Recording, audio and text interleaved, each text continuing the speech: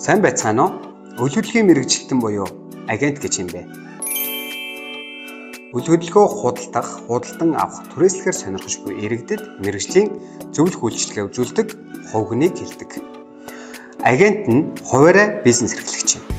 Тэрэнд хэн нэгэн захирал дарга гэж байхгүй, зөвхөн өөрийнхөө төлөө төлөвлөгөө боловсруулад цагийнхаа менежментийг хийдэг хувь хүн. Тухайн хүн өөрийнхөө төлөө ажиллаад ирэхээр хамгийн өндөр бүтээмжийг бий болгодог. Бидний зохион байгуулж байгаа одоо бүтээмжийн хувьсгалыг эхлүүлж байгаа, бүтээмжийн хөдөлгөөнийг эхлүүлж байгаа энэ одоо хилцүүлбэр маш чухал юм аа. Нэг цагт $1 бүтээмжил хийж байгаа гэсэн үг шүү дээ. Гэхэд бусад улс орнууд бол нэг цагт бол тийм ээ одоо бараг $20-30 юм бүтээмж хийдэг байсан. За жишээлбэл бид нар Remax-ийн нэг агент хэрэг бүтээмжтэй ажилладаг вэ гэдгийг харж үзэх юм бол бид нар 3.9 сая төгрөг буюу цагт энэ маань $6.7 хөдөлмөрийн бүтээмжтэй ажиллагаа гэсэн үг.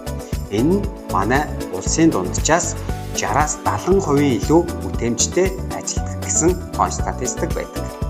Өндөр бүтээмжтэй судалгаа хийдэг мэдлэгтэй агент болохыг хүсвэл та бүхэн бидэнтэй хамтран ажиллаарай.